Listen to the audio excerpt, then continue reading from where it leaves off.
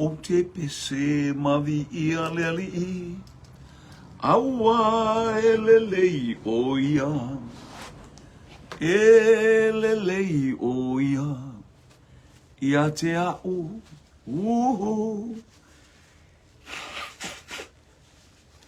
O te pese mavi ia leali I. Aua elelei o ia. Elelei o ia. Ia te au. O te pese mawha amanu. Ileali I aua elelei o ia. Elelei o ia. Ia te au. Ai mainu. E mamaole ala. Nei e mawhatia. Ile folaunga o whai nei. Ale kerisiano I aso nei. Ai mainu. E mamaole ala. Nei e mawhatia lo wanganga. Ai mainu. E te fia fiai. Fale nganga. O te pese mavi ia leali I. Aua elelei o ia. Elelei o ia. Ia te au. O te pese mavi ia leali I. Aua elelei o ia. Elelei o ia. Ia te au. Ala maya le whanau ma le tino keriso. I le whaasoasoina o le poloka lame. O le aimainu e mamao le ala. E ola I lo wanganga. Fia fia. Tau pati tau sini o maalanga. Elelei o ia. Ia te au. O te pese mavi ia leali I. Hawa elelei o ia. Elelei o ia. Ia te au. O te pese mavi ia leali I. Hawa elelei o ia. Elelei o ia. Ia te au. Ai mainu laupolo kalama. E mamao le ala. Nei mawhatia le tino le mawhauwhau. Ai silia I lo wanganga. Ai malepoto. Ai matala. Fia fia. I taimi uma. E vi ai le atua. I lo wolanga. I aso uma. Glory, hallelujah. Hallelujah. Wangasolo mai le vasenga. Hallelujah. Wa oile taimi fua fuaina. Ele oyaini tamana o teine e mua mua mai lava yaso uma. Teine malolosi ao tamai malosi le ainga o. Ainga o ele whaamawhana whanaina. A ole nga o eina I le masima. O yavi ia le atua I taimi uma. Whaftaita man le vaenga o le auri. Whamanuia le ainga o anga I melunga o penga te whailengi whaamanuia lau whanau. whamanuia le kalesia pele ia te oelo watua, ia whamanuia fo ile le fotua i mai ma le fia ma le ori. Vi ia le suafa manu malo le atua le tamā le atua le alo le atua le anganga pa ia. Vi ia oile nei tu aso, ona o Yesu. Amene, ma amene, ma amene. Fatalofa lapa le aingo le fatuatua. Tama mateimi. Hallelujah. O anga imai. Hallelujah. E lau polo. Kalame masani e pingana. Hallelujah. Tofaina i le aso, ma le aso. Hallelujah. E vi i ai le atua. Praise God. Hallelujah. Hallelujah. Ia o le aso le nei, o le aso lua se funu ma le lua tonu, lua wha, lua lima a. Ui o nafi le aso lo fu wha. Ia. Sine ono. Ia le tofa talo whai lau ainga o se ei mai lunga o tātou penga te whai langi wha talo whātu ele tamaita i o le mauta mai manu kau. Hallelujah. Talofa whaftai mo le wha talofa. Sister Gemma Liu, praise God. Hallelujah. Hallelujah. Via le atua. Fasolo tuai. Hallelujah. Le ainga. Te lopo wai miro moa lo utina lea. Hallelujah. Sa mo isifo sami talofa my dear, my darling. Tina mi ia le li ia le wha malolonga le atua mo oile nei tu aso. Pa ia tu sausawina i le mana o le toto i Yesu Keriso lo mafofau. Lo tino i ato fo ima lo toto o whamanu i atu le atua i mea umo iei o i le nei tae au mo le tāpenanga fo i. Hallelujah o lau siaki le nei aso o te alofa tele mo e malau polo kalame. A wina atu o lo whaanga o le tātou polo kalame ma le tatalo i a sau lo tino mo lo mafofau lo wanganga i le mano le toto le tamai mamoe o Yesu Keriso sa mo i sifo sami. Alinga tale pata lo fatu i le au auna. Hallelujah. Praise God. Ile au ona faife au mai tonu la tātou o fisa tūto tonu. Hallelujah. Brother whiangainga and whiangainga vi ia le atua na nai whiangainga. Malo le soifua aila o mawai whamurianga le atua. Hallelujah. Praise God. Ia fatalo vatu foi. Hallelujah. Hallelujah. Praise God. Hallelujah. Wa nga imelunga tātou ainga mo le fia tele. Hallelujah. Mi ia le yang leila tua ile nei ia fiafstala le tau manuia le tau i Samo nei manuia lo watunu mai fea mai lau tatalo faftai tatalo tato manatua tina ia Samo i sifo sami. Hallelujah. Ilunga le falema iso staimi tato tau i lingo Samo i sifo sami manatua i lau tatalo le tina o iai pea. Hallelujah. O ia i ona tonga fitinga ese tono miro moa. Hallelujah. Ia vi ia le toti aloftele mo oil tina pele.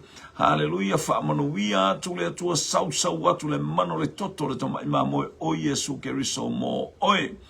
Hallelujah. Vi ia le tua. Praise God. Hallelujah. Ia. Hallelujah. O le tau i Samo nei le o te peiano o whea tola o te tiro le o te whea tola o te wa aia tu i o le whale fono. Hallelujah. Wa aia tu ai fo le maota o whamasinonga. A nga ia tu ai le itua tu i se sae ma nga ia tu i. Hallelujah. Ia wa aia atu le taulanga o pia le manei ta tia mo le mata ngofia mai fo i. Hallelujah. Le taulanga o waa. Mi ia le li ia o ta pena i fo i saia nga ia tu i tutuila Amerika Samoa. Hallelujah. A wapa sese amen pa sese anga i mai. Alo ye le nga leo le tua fa solo ele nga pito nga uta olo ye le nga leo le tua le vai tafe o vai singano. Hallelujah. Olo tua le Sheraton le company fa le inga matautia ma le hallelujah motel po le hotel i to tonu America le o sitia mai tonu o Samoa. Mi ele tua nga i foi pito uta o le loi mata o apa ulo lo tatia mai ai ia hallelujah ia le malayo malisi muli vai. Hallelujah. Lo tau langa lanu lau ama ma le mata ngofia o apia ili fale. Hallelujah. Fale o le malo ia o banks ia ma company ma pisinisi SS ile tafane yuta. Hallelujah. O tu pou ma ile lale lei o le maunga vaya ia le atua o lo tu ma iei vaya le maunga matautia e tala iftala fa solo pito lo watunu o Samoa. Celebrated talo fatalo lava. Ia manuia oi malagaluega preacher. Haleluya, ai ngaluega awe te manatu tele ila upol kalame. Ia haleluya, ai ne ai se me ole masini ne iola fale tonu oi ai o dialo fatele la upol kalame mo oi. Ile monga vai ilo na tafa ile pito itaile tafe ia loi mata o apa ula. Oka le lanu lau siusi lanu me mata lanu lau siusi o folinga ole haleluya o tulanga o la au o lo tunga ile tafa mai sifo ile palisi wa haleluya a alanga ine tamaiti vai mea le aonga vai mea vi inga haleluya malato pese ngai pe tangi mai se manulele ilunga o le maunga o vaia vi ia le atua o lo manuia lau fale fasalalau I tonu Samo nei vai telefone me tele ai vai Samo atoa ele ngatania tele le vai anonoa ile vai e fou vai taimiuma lea ngoa ele o vai telefone wasi asi mai saso mastaimi haleluya fe ai te loa lama tafa o le polo kalame haleluya wa en lata mai ya pene huro e te mawalo pene huro ia o le tuta wanga vale o pene huro anga mai olo ia le lau papa mua le ekalesia I totonu vai telefone pe asauta vale o le lau papa ile ngo o le new life po le ola fou alofa tu no ola fou bi ia le angale le tua fatalo fatu mai lau ele malau fanua haleluya le tato polo kalame I totonu o vai telefone le faife au na tipi le ulu I lana tala inga tato ulu wa ifesili o ai le faife au na tipi lo na ulu I le tala inga fatalo fatu le aveta vale ave pasi tamaiti ele ave pasi tagata matua o ia le o lo fatontonua amio tamaiti ma amio te initi o haleluya le susunga ia tito lu iva le tama o le matulua le faife au anga malu tau safia haleluya ia le tele a spitola na abeta avale haleluya ia faftai mo lo fa ngasio tatina ia Samo sifo faftai le angelu tau le watau mai ni ia le atua praise God le faife au na tipi le ulu ilana tala inga haleluya e watali mai tangata lea Jakopo le atali o seputaio haleluya Jakopo le atali o seputaio mana ia faftai le wato itali mai le tangata lea mai sale aula o le faife au sanapu ai suliveta ai suliveta lotanu ai sea ea he wafai ai ita faapea tamafana umoni wa elafoa imafa atafea lewa talimai ia haleluya ia auna mai fale la tai pradana Yohane ai mai no mamao le ala luas minute te aile tu lai Samo nei suma luai Samo nei luas minute te aile iwa I toton papa mai fana oi sole ia mele ima ko o pa fana mo fana fo wa te ia wa pa aile se mele e pa u mai ele foi se mea ila ai ia vi ia le atua haleluya lua tato tali mai ya tema ya kopole atali o septaio haleluya ia leo fapea mai o tama o le matulua oi va aile ta vale ta baiti ila vea va aile ta vale ta baiti tu ulele se ia umalelei ia le la nga pasese ila vea se ta maititi aloftele atu mo ole au na le atu tito luaiva o Yohane mai a le tamale mai fala time fale fa mai o Yohane le tamaititi mai fale fa ia via le tua esele mele il va sengali haleluya le faife au na tipi lo na ulu Haleluya. Ilana tala inga. Ia leli. Tipi le ulu ilana tala inga o ai le faifi au lea. Ai mainu e mamao lea la. Oka. Ni ia le atua. O tata wa e tipi le ulu o wātiri wa ko a afe mafia milionga le toa tele o tangata. Wa kiringa o maya inga o kipi ulu o faifi au a. Le fukwa e sa wai ma o tata o mai tata talia Yesu. O le ingoa le na tipi le ulu o tangata aya. Le fukwa ko mai kako fia tipi le ulu. Faale anga ino no suafa Yesu.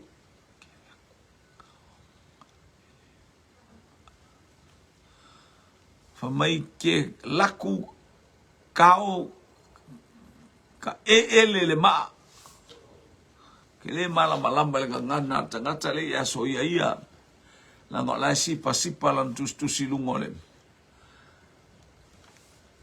Lea o long winga mafu mai lungan tusi singa lea. O ai le o le maa, ai le maa musa. Se le mea le kupu ai fuale. Fai ale maa lai tonu, fai ale tau maa. Maa fo iai e la e to uluane iai le. Maa o le vai ngalu. O le fa bebe kia laku ka o ka ele le maa. Ai. Maa se ea. Ia maa ne pe asau tau le maa se ea. Hallelujah, ana Yakopo, talofa le lalelei o Yoritana, Jordan River. Hallelujah. Ni ia le li talofa atu I le itu I sifo atu matou ia il tuo fine ia ana vi ia le atua. Ni ia le li alof telemo oele. Hale a fine o le tupu, le tini tatalo mai a ele vi ia le atua. Praise God. Ai mainu.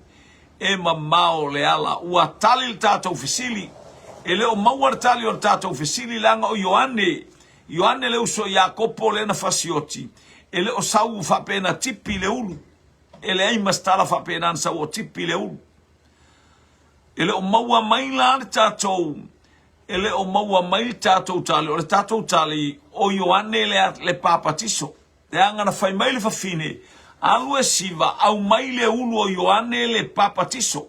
Manino ale talia. Manino foi fisili o ai le faife au na tipi lo na ulu. E manino ala o Ioane le papatiso. Mi ia le ali.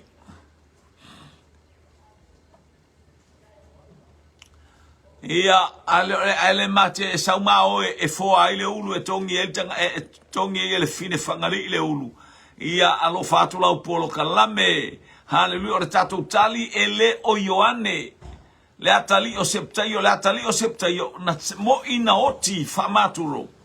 Hallelujah. Ile mata upo suma luar tu si angar wengar au apostolo. Aelo ta ua mai se tipina o sona ulu. Famai na fasioti e herota. Hallelujah. A ole tali le ua maua nei. Hallelujah.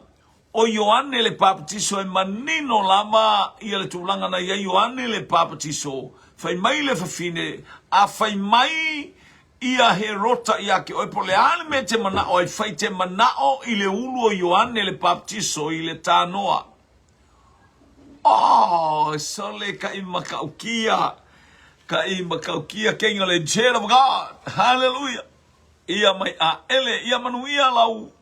Fai ngā malanga, manu ia foi se ia sau foi na tāo lea e wha ai au, ni ia lea tua, ni ia le au te manatu mo mafa mai fua leo e wha ai, ia manu ia lau fai ngā malanga o ele afine o le tupu, o e foi le tinata talo ana Yakopo, alo fatu I manu rewa, toi titi asau foi lo uso o aropeta pele masina, talo fa venisi lomitusi, Benisi lomitusi. Praise God. Hallelujah. Wanga mai tatou. Hallelujah. Vi ia le tua.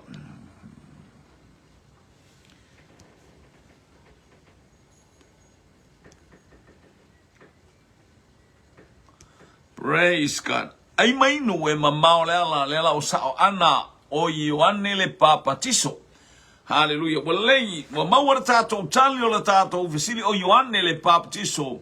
Lea na tipi lo na ulu, le faifi au na tipi lo na ulu a o faila na tala inga. Lua o tato visili, praise God. Lua o tato visili, le taime o le wha masinonga. Taime o le wha masinonga.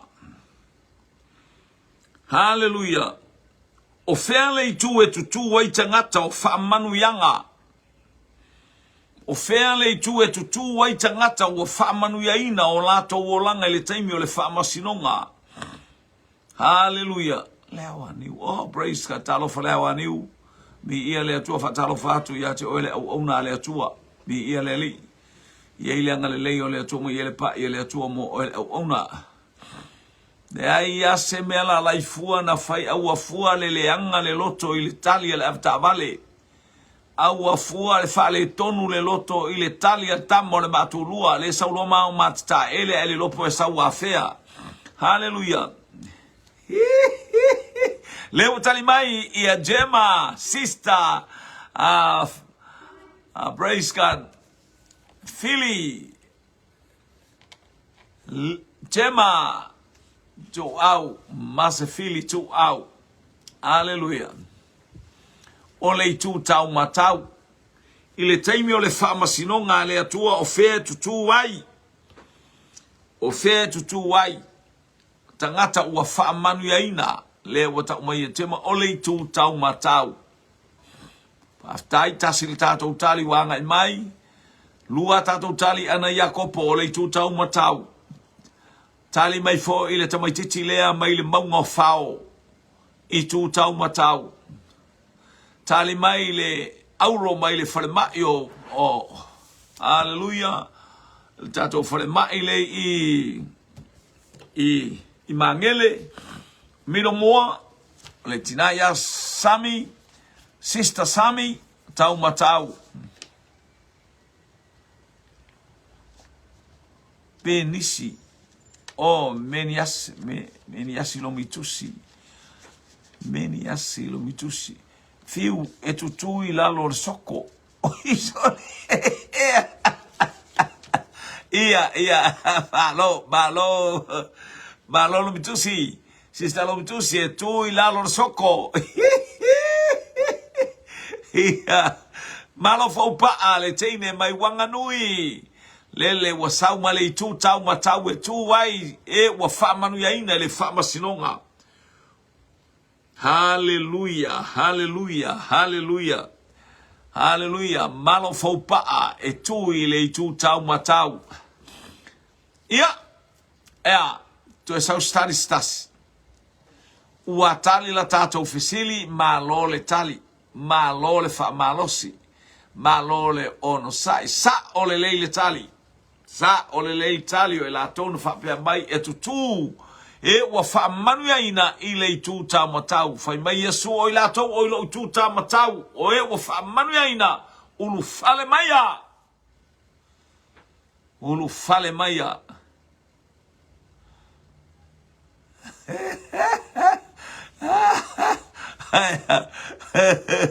Ole, o te ia li fa mai ali tu la lo soko ali.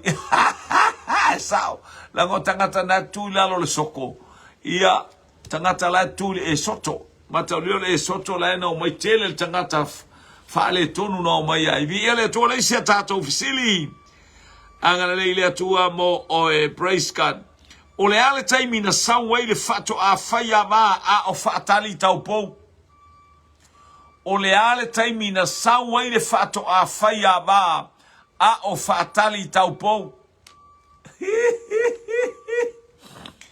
O le ale taimi na sauwai le fato a faya va a o fatali tali ma le mata alia tau pou e to a se fulu. Ia. Ai maino. E mamao le ala. Ai mainu so vai. E mamao le ala o lo e angai ai. e te fia fiai, ai mai no so vai, o le fesili, o le ale taimi e sa wai le fato a fai a ba, a o fatali, ma le matali a tau poe tos fulu, he, sili sili le atua, e sili sili le atua, ia o le ale taimi, sa wai le fato a fai a ba, malo po sima, ta lofa. Ina ua oe whatau maini a lātou swau mai a tema tūlua o pō mao mai a sa moi sifo sami. Malo fau paa tūlua o pō mao. Anthony, talofa, malo, vaftai mo whala e au, ia malo fo i ngā lue, pama token, Solomona. Amene, ma, anga leile atua, ili nei tu aso.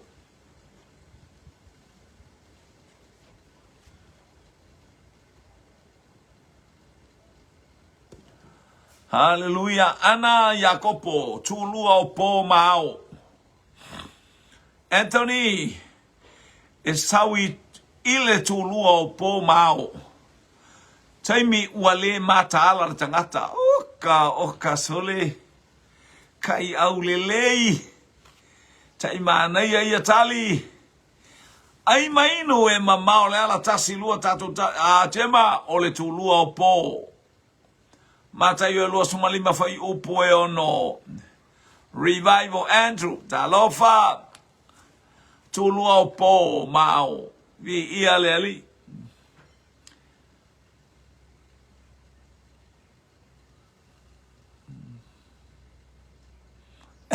E ali. Ia falongo ua masani ta mai ti fale fa sau le fato a faia ba mai to tonu al tainamu. Oia, ka fia ola. Ea.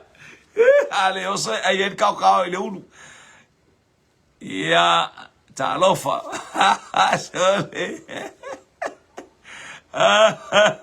Aveni silomitusi. Hallelujah. Na sau mai lona vatau. Oi. Hallelujah. Ia uatali le tatou fesili. O le taimi lea na sau ele fato a faiava alanga le leo. Ta pena. O le taimi ua sau ele fato a faiava. Sau le tulua o po mao. Hallelujah. Praise God. Mai tu ia e ta pena ma e matala. Whatever time that the faiava, fato a faiava will come. Ina wa momoele au fatalitali ia io e tusa e halana momoele au fatalitali o le ata le o le ekalesia le tapena tusa wale se suau there's no oil in the lamp wale se lato suau u fa leo wana o le vai ia te imitato te vai ai o le toi fa malosi le porkalame ma le toi fa malosi le foi upor tuspa ia matatalo au e te whawaiwai. Aua e te whawai. Ua i whaito to alo wali i malotato wali. Whamanuia lea tua ia te oi le nei. Hallelujah. I le nei vaenga ole aso. Praise God. Ia ole le ai o se suau. Ia le na wale ai se fat. Wale ai se malosi. Fail. Give up. Olona winga walua. Tele tangata fisili pe afio mai afio lai ta umel tuspa i ole aso e tele manata alai fio mai ai le ole ola.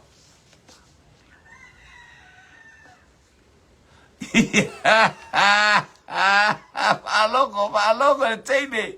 Aloko i asami ai pai lo male ala. Ia lea o fa pe bai ia le. Il afta vale. Hallelujah, ne tama le matulua, ina ua le ai ngisi e koe ai. Ia na, hallelujah, ia e mataala, ma e ta pena, hallelujah, ilo fale malau ainga, o mena tau ole level o le tau te fatali. We are still in hallelujah waiting. We are still waiting for our master coming. Hallelujah, fato afayava. Hallelujah, the bride will come. Hallelujah, ia tato fatali malemataria. Ina ia iai tato wi faamanuyanga. Ia na watali le tato fesili. O le tulua o po mau o le taimi wa ele mata ala ia mana i o le whamatalanga sa wana tulua po mau e pe o se toe whaala uteleina ma tātou wawa o le ale winga o le tulua o po mau wata le mata ala ilo i eisa tatape na penanga wata whatamala vi ia le li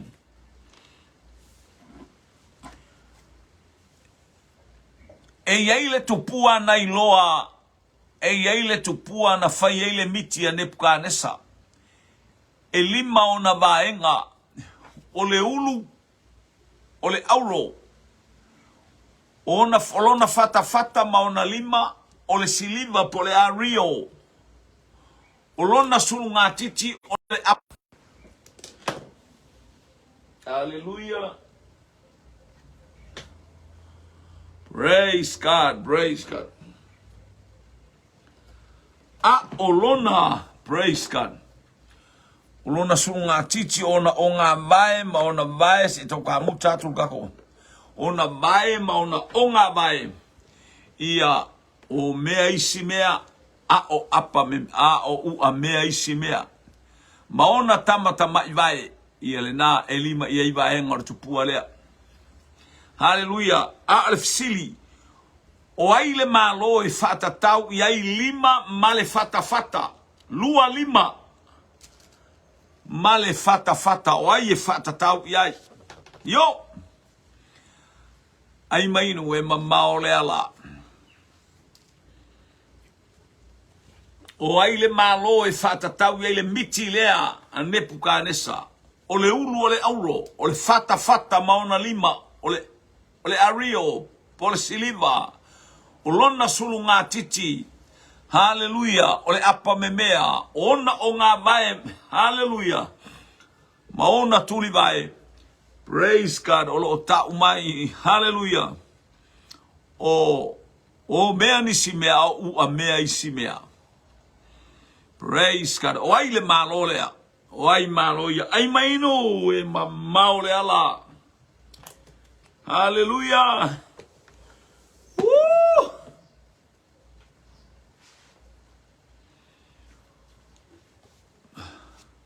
leo tali mai tema me tai ma Persia ma Eleni.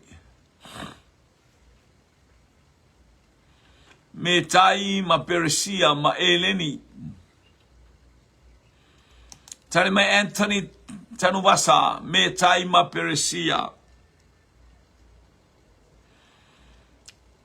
Mai preta Angel Tau me tai ma Persia.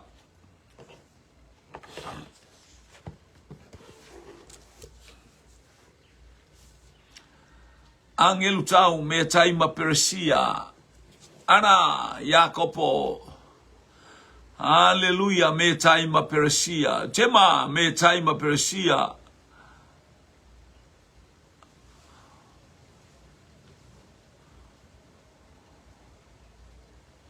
Ia faftai jema. Fata. Ia me tai ma Persia. O ngā vae Eleni. Tai. Hallelujah. Yeah. Tua tasa tatou tali saulunga. Vi ia leli. Ai mainu. E mamao le ala. Praise God. Oli ai le ali i. Oli ama vivi i. Fa amauni. Olo na lofa. Tu mawile taolo tonga.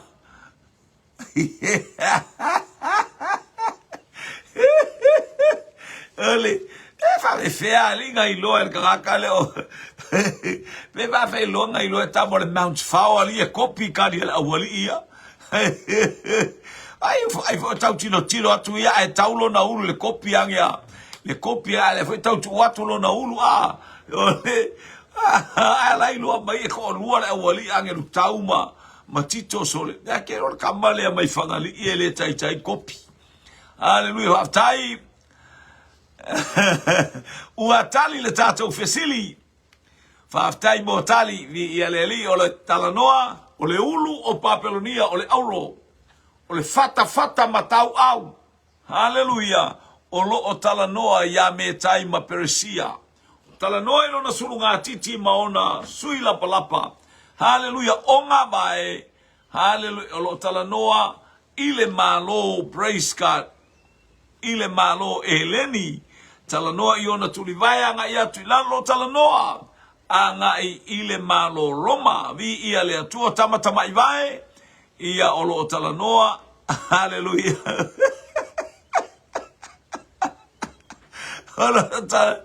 Hallelujah. Praise God.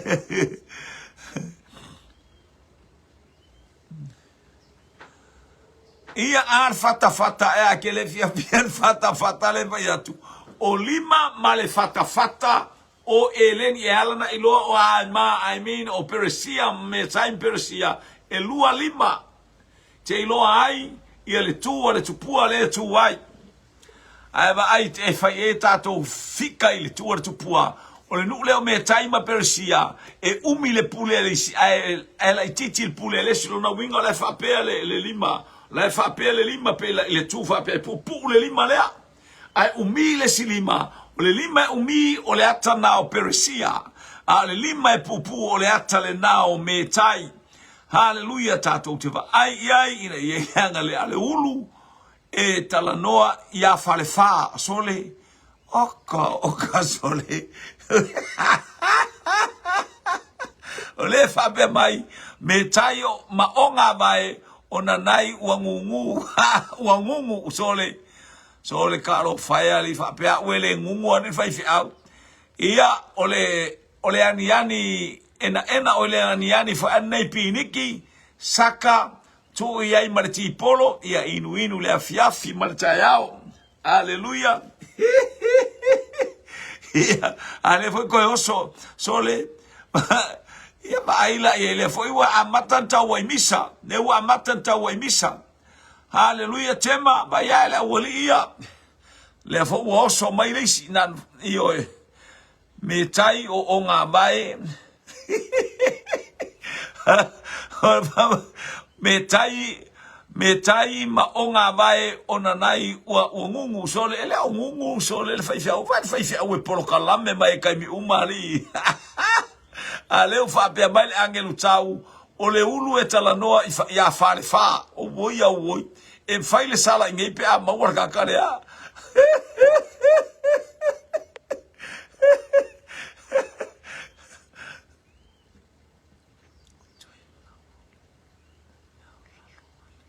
O lalo ane iwae, o tamatama iwae, o le tupua, o le atana o malo ia anga, ma tamatama iwae, se fulu tamatama iwae. Hallelujah. Praise God. O tamatama iwae na lele i whaata unuina a malo umama i le unu e tau i lalo i onga i le turi wae. O temi tonu wana o Roma len whana wa Yesu, o le maalen ta amale maitai a il tupua, o le atau Yesu. A le temi na mena sauta wai, na tau i turi wae. Tau i temi na i tapu wae ma turi wae. Pa ma le pe ele i tau wai si ele i kausuru ngā kiki, anga kausuru ngā kiki, o le temi o eleni. Ana tau le fata o le taimi o me taimi Persia, ana tau le ulu o le taimi o Papelonia. Aina sawa tau i lalo i tuli vae ma tapu vae. Nuti ato ai tupua lona winga o le ata o le taimi o le malosi o Roma aya ngai ma lo Roma e fatau i tuli vae. Vi ia le li. Ia a le taimi la tamatama i vae o le fatau nu wina. Lele yo o mai to e pawala le vae ngor tupua ele. Tu mai lo le baenga lea. Hallelujah. Tato wa ai aloa le tūlanga. Tato wa ai te mine lau whiwhi wa pa o mai fafo. Wa pa o mai atunu i fafo. Ai se alale wa misa mai. Nale wa misa mai ina ia whatau no ule a fionga le atua. E o mai malo ia se fulu e au whatasi ma le manu fe ai. La tau te whai upu leanga ile. Hallelujah. Sauleone. Mala ulu talofa, valo pausima, vi ia lea tua nei tu aso.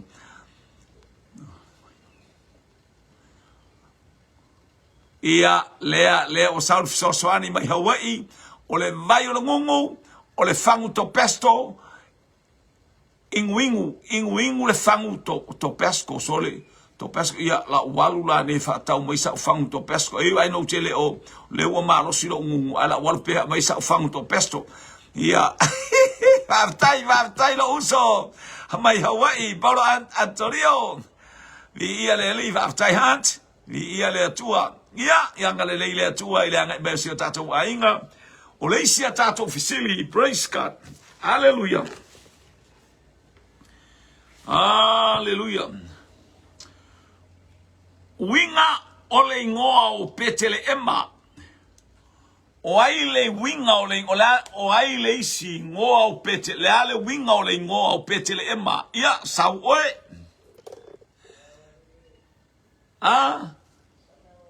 Oi sole vo wa pe wele isaula o masio foli maile a onga ia talofa mai han ia fatali mai na au faisa me atau mai. Ia la wane le tai se ilonga mola pokala ftola to ama ai inu le vai inu ai le isa vai ia le ai hallelujah di ia le atua praise God tai wata manuia mai ultina ia la vai maltina ole falawa le lei molia tolo fa anga o lau au na ia hana wa lesi molo tato polo kalame I tama matene tina matama olo tatou pol kama au na le atua. Leo tali mai Anthony tanu wasa tutusa le leia la tali maletina ya hana o le falawa o le fale falawa o le atua. Woo! For mai hana o le falawa le lei, for mai Anthony o le fale falawa o le atua. Praise God. Vaftai mo famunianga pausima, malo pausima. Susana Fetalainga, fale falawa lelei oka le talia le teine. Hallelujah, fatalawatu ile teine le bronco, teine o le wallaby. Hallelujah. Ai mainu ema mao le ala. Chema, ia la mo mai lo faanga chema mo etina. Ia faisa umalo longa fatatali elo te mafo o atu e faise me ai. Ai mainu so vai ia la elo fa mai Anthony tanuasa maritasi mo oil tina hallelujah lo fa mo foi sa mo sifo sami I tonu o hallelujah o le middle moa hallelujah ia la el me la ye utama la fa inga venga isi utama oh Tene o New South Wales. O tene le sa New South Wales.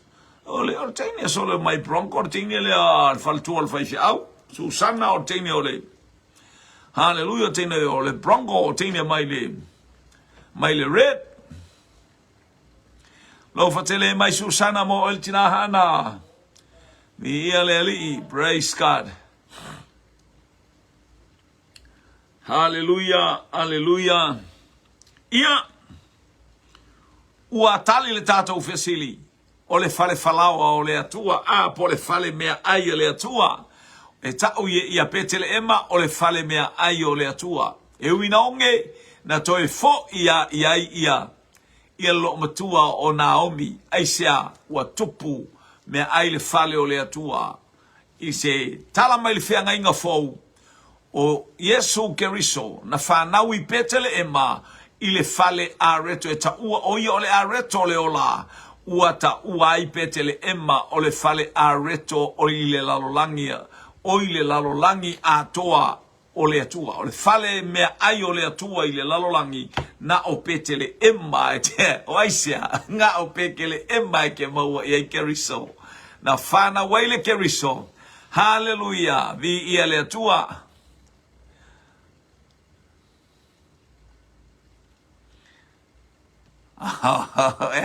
ali loto ia o lei se tato fesili o ai le atali o reo poamo na so o ma reo poamo ile no fo inga ale tupu. Wa umatu reo poamo ai so o mai malona atali. O ai le ingoa. O ai le ingoa.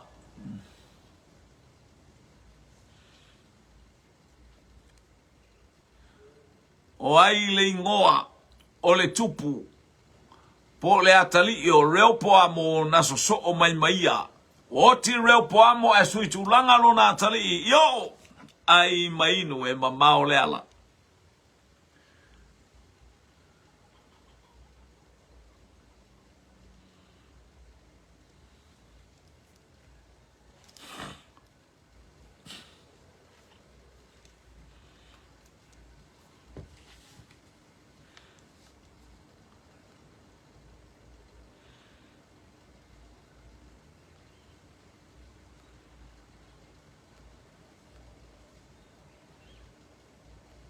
Whaaftai hana. Le mai alo whaanga mai le ainga o le whatu atua ma le tino keriso mai uta mo ta ua. Ia le li whaaftai tele uta. Whaaftai le uso au auna ia Brother Hunt. Hallelujah. Ma le ainga fo hawa ia ngale le yatu. Ia le atua. Lewa tali mai ia Gemma o Avia. Tali mai Mike o Avia. Tali mai Anthony o Aviama. Hallelujah. Hallelujah. Aviama, ai mainu e mamao leala. Praise God.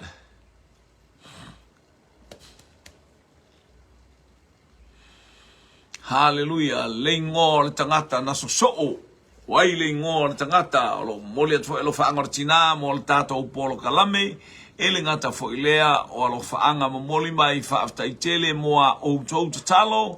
Ia ile atua le vi inga samo sifo sami ia vi ia le atua faaftai ia le ali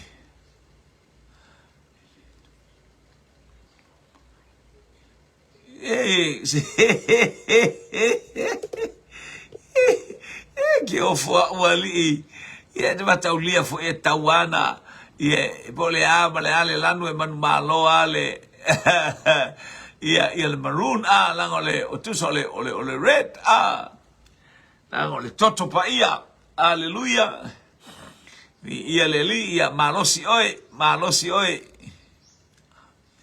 leo tale mai nanai tale mai tamo le Mount Fao avia mai sale aula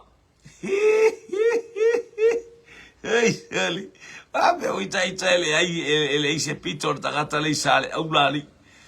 Hallelujah, peta ita na Susana ma le angelu tau ali ale fo i fo le pito tangata le ali o tamo le Mount Fao ali sale aula. I ale ali I praise God.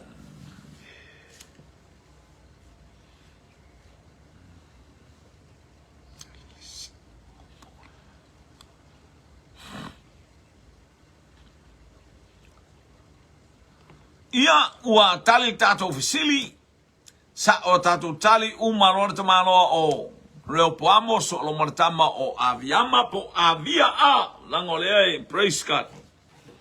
Vi ia le li ingai fa umile ngor te malo ya aviama ia o le tali na o tatu ofisili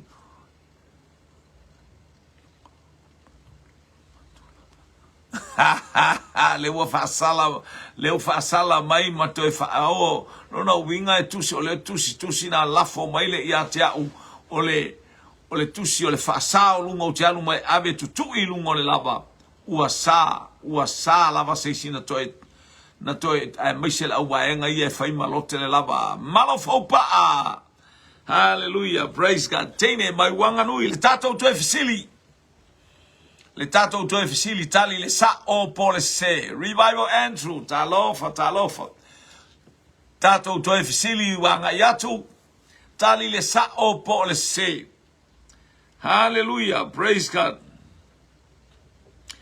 na umaloa o na tupu o asa na umaloa o na tupu o asa so o loa ma Yosefatu na umalo na fai asa matupu o Utah ya o Utah so atu loa ma Yosef atu sa o PCC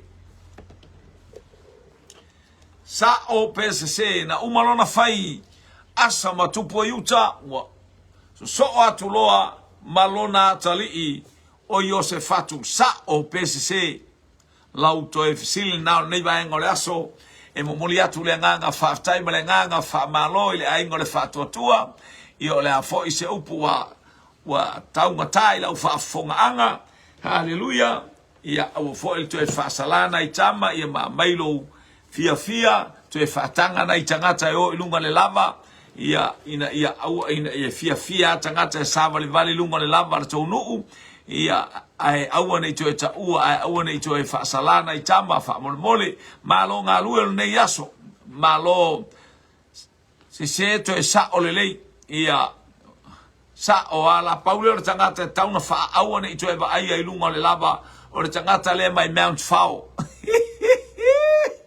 Anthony Kali se fatanu masa maletali sa olele savali mai tamalo masiva mai le awala haleluya ina wa fasa tangata toyo ile lava susana fetalainga sa oisili oka sole tele meta ule no usole kinkikile sole malo fopa mai wanga nui susana fetalainga sa oisili malo fopa ale teine mai wanga nui le watale atu faritua mai Brisbane sa o mai sili haleluya talitama haleluya o malai vale le fa va malo i tafuna sa o lele la le wasavali mal tamalo e pe folinga mai ele ai pe savali o ya ele ai savali ke va ke kope kamalo la te va ya tu savali fia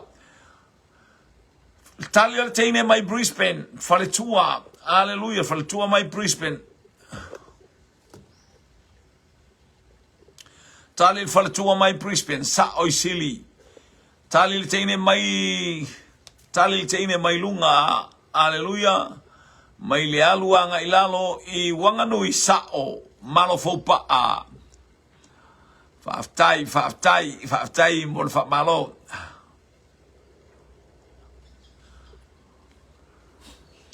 Hallelujah. Praise God. Ia leo fa pia mai palo tatu mole Talia Susana o ia fa Talia Susana ole sa ole lei. Hallelujah mai sa napu. Hallelujah. Fa tai bolo faga. Ia balie foi o el tai I le vasenga ula vale. Faftai mortali e sa olele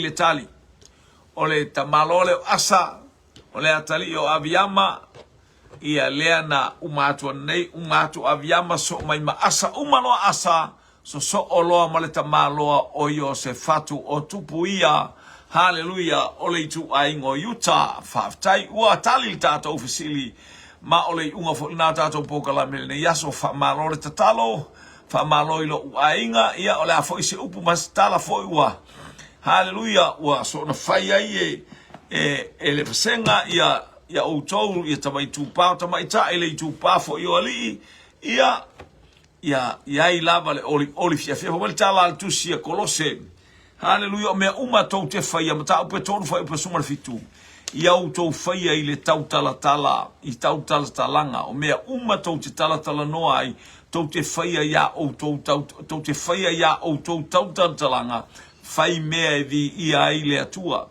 Lona winga po a tātou tala, o whai po ane a tātou tala, hallelujah, o mea draw mai ai lo attention, draw mai ai lo fia, ia o lo lava papale foi ia tatou ainga ia le lofa le atua taole tu la lima a wina tu le tatou polo kalame hallelujah praise God ia pole tu lifa a wina tu la polo kalame taulanga fiafi fa tai talo na o Yesu amen.